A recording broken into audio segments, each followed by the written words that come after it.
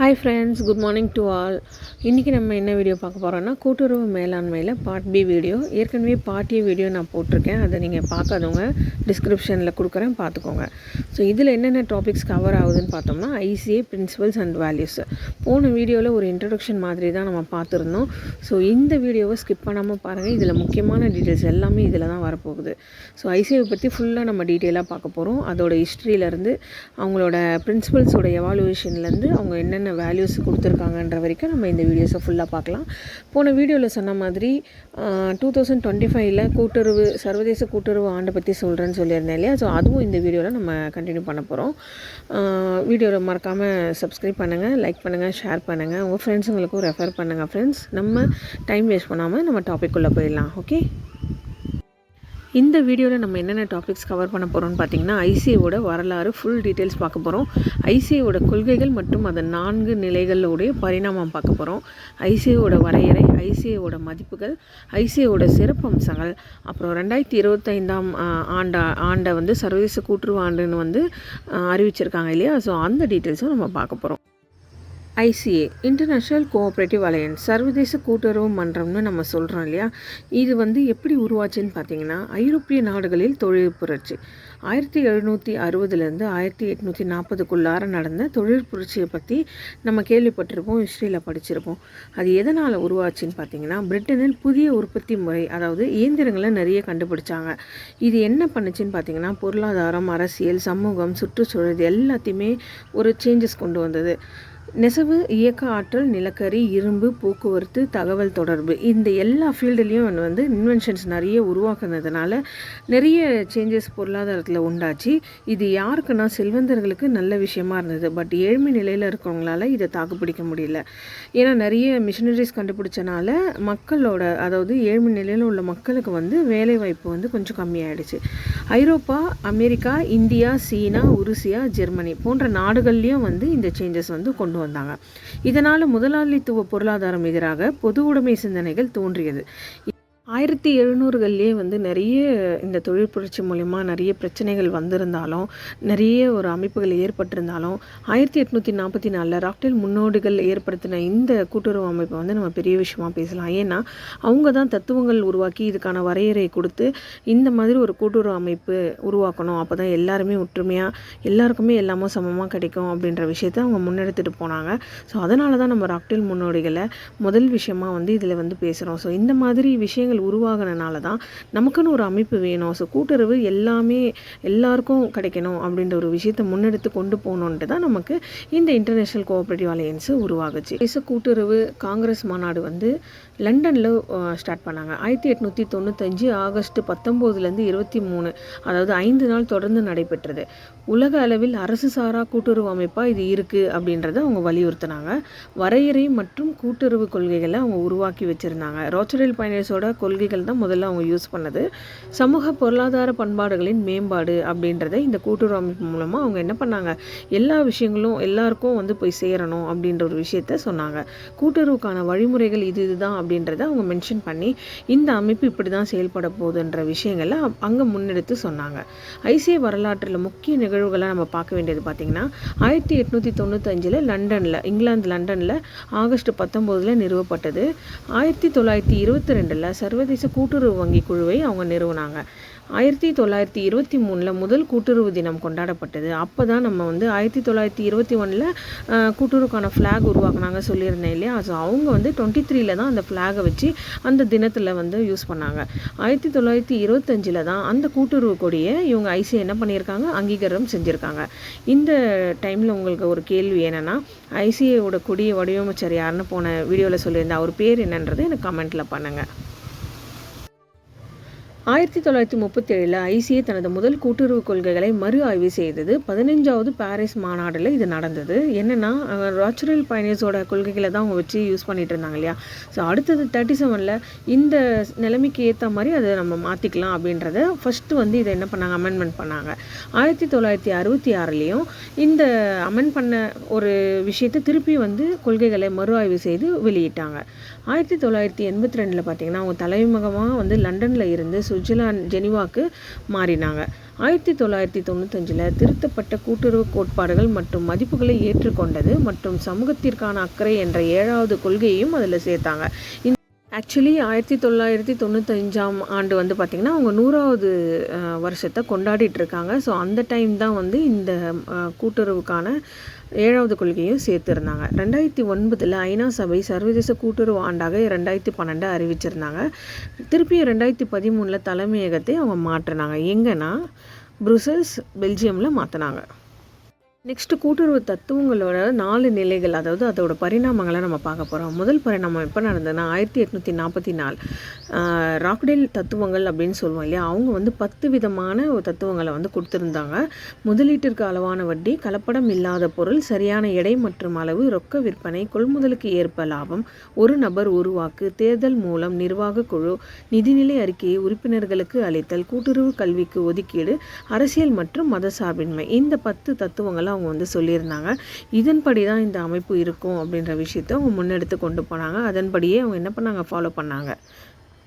இவங்களோட இந்த 10 தத்துவங்கள் தான் ஏழ்மை நிலையில் உள்ள தொழிலாளர்களுக்கு எல்லாமே ஈக்குவலாக கிடைக்கணும், அவங்களோட கொள்முதலுக்கு ஏற்ப லாபம் கிடைக்கணும், சரியான எடை அளவோடு அவங்களுக்கு பொருள்கள் வந்து கொடுக்கணும், கலப்படமே இருக்கக்கூடாது, முதலீட்டு பண்ணவங்களுக்கெல்லாம் கரெக்டான வட்டியை கொடுக்கணும், நிறைய விஷயங்கள் வந்து அவங்களுக்கும் வந்து தெரியப்படுத்தணும், நிதிநிலை அறிக்கையை தெரியப்படுத்தணும். இந்த விஷயங்கள் எல்லாம் அவங்க முன்னெடுத்து கொண்டு போனனால தான் ரொம்ப பாப்புலரானாங்க. 2வது பார்த்திங்கன்னா 1937 15வது சர்வதேச கூட்டுறவு மன்றம் பாரிஸ், பிரான்ஸில் நடந்தது இல்லையா. அங்கே வந்து இந்த தத்துவங்களை 2ஆக பிரித்தாங்க. ஒன்று வந்து கட்டாய கொள்கைகள், இன்னொன்று விருப்ப கொள்கைகள். கட்டாயத்தில் என்னென்ன வரும்னா அனைவரும் உறுப்பினர் ஆகலாம், மக்களாட்சி, பங்குத்தொகைக்கு அளவான வட்டி, கொள்முதலுக்கு ஏற்ப லாபம். விருப்ப கொள்கைகள் பார்த்திங்கன்னா அரசியல் மற்றும் மதச்சார்பின்மை, ரொக்க வணிகம், கூட்டுறவு கல்வி. இது எல்லாமே அவங்க முன்னெடுத்து கொண்டு போனாங்க. இந்த ராக்டேலேருந்து இது வந்து 10 தத்துவங்கள்லேருந்து இது குறைஞ்சி 7 தத்துவங்கள் மட்டும் முக்கியமானது, இது மட்டும் போதும், இதை வச்சு நம்ம ஃபாலோ பண்ணிக்கலாம் அப்படின்றது 1937 நடந்த அமெண்ட்மெண்ட்டில் இவங்க வந்து குறிப்பிட்டிருந்தாங்க. இதன்படி ஐசிஐ இந்த தத்துவங்களை வந்து மக்களுக்கு சொல்லி இதை ஃபாலோ பண்ணிகிட்டு இருந்தாங்க.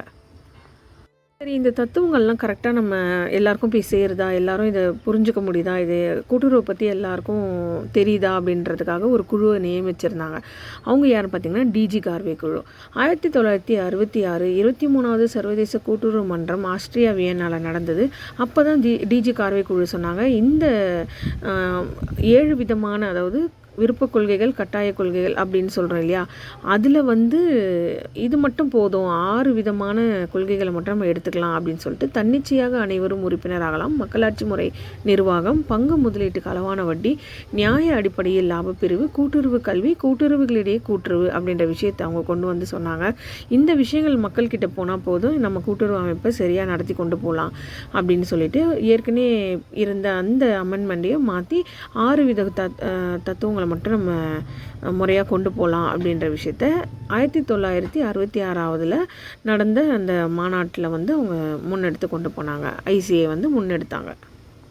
அதன் பிறகு பார்த்திங்கன்னா தத்துவங்கள் வந்து மாற்றம் இல்லாமல் போயிட்டு இருந்தது. ஆனால் 100வது வருஷம் கொண்டாடும் போது, அதாவது 1995 ஐசிஐ மாநாடு மான்செஸ்டரில் நடந்தது. 100வது நிறைவு விழா. இங்கே வந்து என்ன பண்ணாங்கன்னா சீரமைக்கப்பட்ட கூட்டுறவு தத்துவங்கள்னு ஒன்று கொண்டு வந்தாங்க.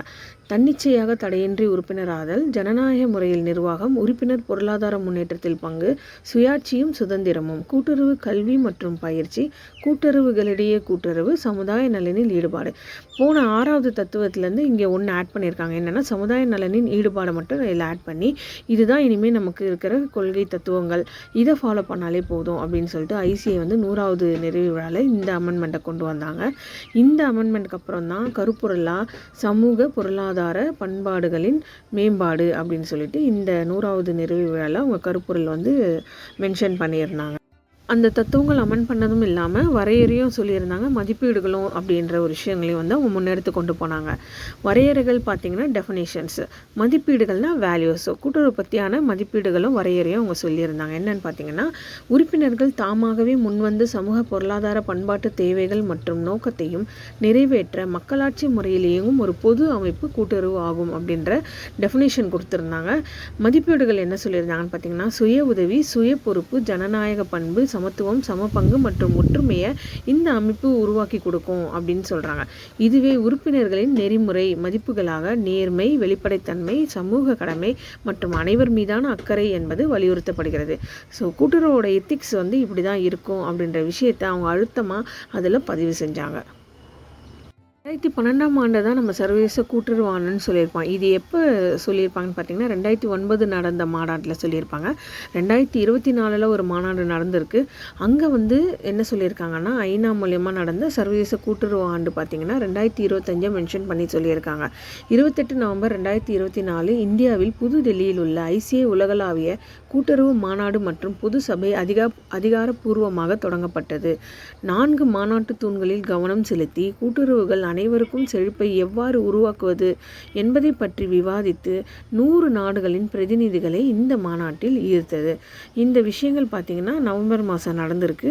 அங்கே நடந்த அந்த பொது சபையில் 3000க்கும் மேற்பட்டவங்க கலந்துக்கிட்டாங்க. 100 நாடுகளோட பிரதிநிதிகள் கலந்து இந்த மாநாட்டில் பேசியிருக்காங்க.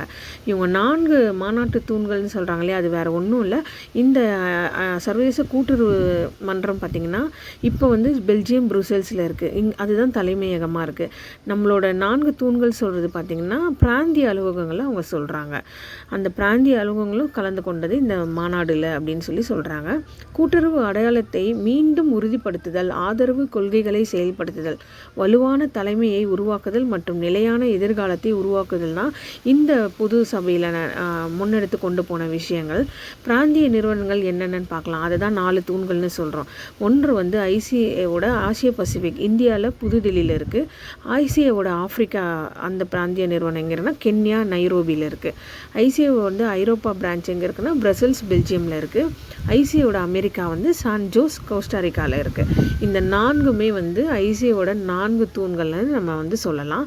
ஏன்னா இது இந்த எல்லாரையும் ஒன்றிணைக்கிறதுக்கு இவங்களும் முக்கியமான பங்கு வகிக்கிறாங்க. உலகத்தில் இருக்க எல்லா கூட்டுறவு நிறுவனங்களையும் ஒன்றிணைக்கிறது வந்து பார்த்திங்கன்னா ஐசிஏ தலைமையகமும் இந்த 4 பிராந்திய நிறுவனங்களும் தான். ஐசிஏவோட சிறப்பம்சங்கள் பார்க்கலாம். சிறப்பம்சங்கள் பார்த்திங்கன்னா இது வந்து உலக அளவில் அரசு சாரா சிறப்புத்தன்மை வாய்ந்த கூட்டுறவு அமைப்புன்னு சொல்கிறாங்க. கூட்டுறவு அடையாளத்துக்கான வழிகாட்டுதல்கள், ஸ்டேட்மெண்ட் அந்த கோஆப்ரேட்டிவ் ஐடென்டிட்டி, வரையறை, கொள்கைகள், மதிப்பீடுகளே அவங்க என்ன பண்ணுறாங்க, நமக்கு வழிமுறை செய்கிறாங்க. 30 லட்சம் கூட்டுறவு நிறுவனங்கள் இதில் இருக்குது. 1 பில்லியன் தனிநபர் உறுப்பினர்கள் இதில் இருக்காங்க. பார்த்திங்கன்னா உலக பாப்புலேஷன்லேயே இது 12%ன்னு சொல்கிறாங்க. 1 பில்லியன் தனிநபர் உறுப்பினர்கள் இந்த அமைப்பில் இருக்காங்க. 112 நாடுகள் இருக்குது. 318 உறுப்பினர் அமைப்புகளை கொண்டு செயல்படுகிறது. இந்த 318 உறுப்பினர் அமைப்புகள் சொல்கிற பற்றி அது எங்கெங்கெல்லாம் இருக்காங்க பார்த்திங்கன்னா விவசாயம், வங்கி, மீன்பிடி, சுகாதாரம், வீட்டு வசதி, நெசவு தொழில், காப்பீடு, சுற்றுலா மற்றும் நுகர்வோர், இந்த எல்லா விஷயத்துலையுமே இந்த அமைப்புகளில் சேர்ந்த உறுப்பினர்கள் 318 பேர் இருக்காங்க. 2025ஆம் ஆண்டு சர்வதேச கூட்டுறவு ஆண்டாக அறிவிப்பு செஞ்சுருக்காங்க.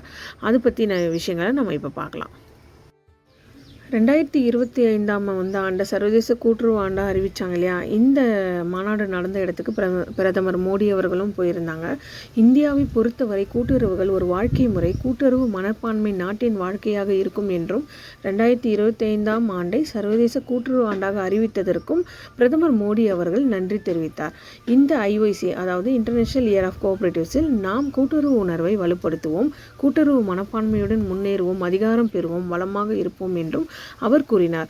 அந்த இடத்துல ஒரு பிரதமர் மோடி அவர்களோட ஸ்பீச் நடந்ததில்லையா, அதில் இந்த விஷயங்கள்லாம் அவர் சொல்லியிருக்காரு. கூட்டுறவு அமைப்புகளில் சிறந்த அமைப்பாக இஃப்கோ அமைப்பு, அதாவது இந்தியாவில் இருக்க இஃப்கோ அமைப்பு நிர்வாக இயக்குனர் டாக்டர் உதய்சங்கர் அவஸ்தி அவருக்கு கூட்டுறவு சங்க இயக்கத்திற்கு அவர் அளித்த மகத்தான பங்களிப்பை அங்கீகரிக்கும் வகையில் ஐசிஏ வழங்கும் மிக உயர்ந்த கௌரவமான 2025 ராச்சரல் பைனேஸ் விருதை கொடுத்து கௌரவம் செஞ்சுருக்காங்க. இப்போது இஃப்கோ தலைவராக இருக்கவர் திலீப் சங்கானி அவர்கள். இந்தியாவில் 8 லட்சம் கூட்டுறவுகள் உள்ளன. இதில் இந்திய விவசாய உரங்கள் கூட்டுறவு இஃப்கோ நிறுவனம் பார்த்திங்கன்னா தனிநபர் மொத்த உள்நாட்டு உரங்கள் உற்பத்தி மற்றும் சந்தைப்படுத்தலின் மூலம் உலகின் மிகப்பெரிய கூட்டுறவு ஆகும். அதனால தான் இந்த நிறுவனத்துக்கு நம்ம ஐசிஏ வந்து உயரிய விருதான ரோச்சரல் பைனேஸ் விருதை கொடுத்துருக்காங்க. ஐசிஏ 2014ஆம் ஆண்டு முதல் G20 குழுக்களில் பங்கேற்று வருகிறது.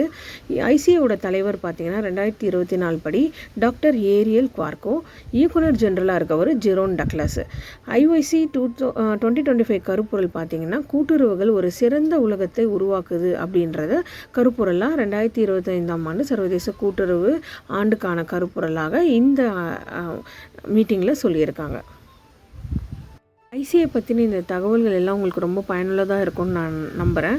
இது எக்ஸாம் ரிலேட்டடாக உங்களுக்கு நிறைய யூஸ்ஃபுல்லாக இருக்கும். ஸோ கைப்பட ஒரு நோட்டில் நீங்கள் எழுதிக்கிட்டிங்கன்னா உங்களுக்கு எக்ஸாமுக்கு படிக்கிறதுக்கும் அது ஈஸியாக இருக்கும். ஐசிஐ நிறுவனத்தோட கொடிகள் நிறைய டைம் மாற்றிருக்காங்க. பார்த்திங்கன்னா 1925 பார்த்திங்கன்னா 7 வர்ண வானவில் கொடியை தான் வச்சுருந்தாங்க. பட் நிறைய அமைப்புகள் இப்போ அந்த கொடியை யூஸ் பண்ணுறதுனால 2001 ஐசிஐ அமைப்பு இந்த ஐசிஏன்ற போட்ட கொடியை உருவாக்கி இதுதான் நம்மளோட சின்னம் இனிமேன்றதை மென்ஷன் பண்ணாங்க. லோகோ பார்த்திங்கன்னா கோஆப்ன்ற லோகோ 2014 பர்பிள் கலரில் வடிவமைச்சிருந்தாங்க. ரீசெண்டாக இந்த கோஆப் இன்டர்நேஷ்னல் கோஆப்ரேட்டிவ் அலையன்ஸ் அப்படின்ற ஒரு லோகோவையும் அவங்க யூஸ் பண்ணிகிட்டு இருக்காங்க. கொடியை யார் முதல்ல உருவாக்குனது, அதை வடிவமைச்சர் யாருன்னு நான் கேள்வி கேட்டிருந்தேன் இல்லையா? ஸோ அதை கமெண்ட் பண்ணுங்கள். ஐசிஓட இந்த 2வது கொடியிலையும் பார்த்திங்கன்னா 6 வண்ண வானவில் கலர் இருக்கும். ஐசிஏன்றது சேர்த்து மொத்தம் 7 வண்ணங்களும் இதில் நிறைஞ்சிருக்க மாதிரி தான் அவங்க கொடியை உருவாக்கியிருக்காங்க. ஸோ ஃப்ரெண்ட்ஸ், இந்த டீட்டெயில்ஸ் எல்லாம் உங்களுக்கு யூஸ்ஃபுல்லாக இருக்கும்னு நினைக்கிறேன். அடுத்தடுத்து நம்ம அதர் டாபிக்ஸும் நம்ம கவர் பண்ணுறதுக்கு பார்க்கலாம். அது வரைக்கும் என்னோடய சேனலை மறக்காமல் ஃபாலோ பண்ணுங்கள், சப்ஸ்கிரைப் பண்ணுங்கள், ஷேர் பண்ணுங்கள். நெக்ஸ்ட் வீடியோவில் பார்க்கலாம். தேங்க்யூ.